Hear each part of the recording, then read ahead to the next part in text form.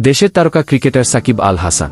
রাজনীতি, ব্যবসা, খেলা, পরিবার সবই একসঙ্গে সামলাতে হয় এই অলরাউন্ডারকে। দেশে থাকলে এসব সামলিয়ে আর সামাজিক যোগাযোগ মাধ্যম ফেসবুকে সময় দিতে পারেন না তিনি। এ কারণে ফেসবুকে তাকে নিয়ে চলা নানা আলোচনা সমালোচনাও তার নজরে সেভাবে আসে না। তবে যুক্তরাষ্ট্রে থাকলে অধিকাংশ সময়ই ফেসবুকে কাটান সাকিব আল হাসান। তখন নাকি সাকিবের হাসি পায় তাকে নিয়ে করা সমালোচনা দেখে, এমনটাই জানালেন তিনি। সাকিব বর্তমানে যুক্তরাষ্ট্রে রয়েছেন। দ্রুতই দেশে ফেরার কথা তা। দেশে ফিরে ডিপিএলের সুপার লিগ খেলতে শেখ জামাল ধানমন্ডি ক্লাবে যোগ দেবেন তিনি। কিন্তু আগামী মাসে জিম্বাবুয়ের বিপক্ষে টি-20 সিরিজ খেলবে বাংলাদেশ। সেই সিরিজে নাকি সব ম্যাচ খেলবেন না সাকিব।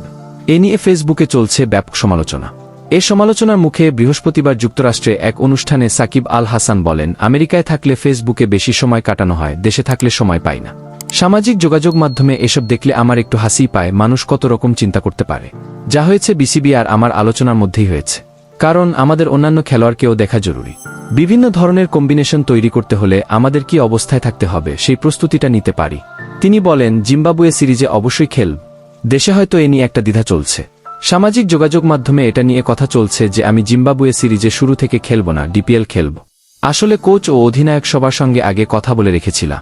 কোচ বলেছিলেন 2টি ম্যাচ খেললেই হবে। তারপর অধিনায়ক ও নির্বাচকদের সঙ্গে কথা বলি, তারা বলেছেন 2টা না 3টা ম্যাচ খেল, তাহলে আমাদের জন্য ভালো হয়। আমি বলেছি সমস্যা নেই। এটাই সিদ্ধান্ত হয়েছে, যেটা নিয়ে দেশে এত দ্বিধা দেখতে পাচ্ছি। খুবই অবান্তর আলোচনা।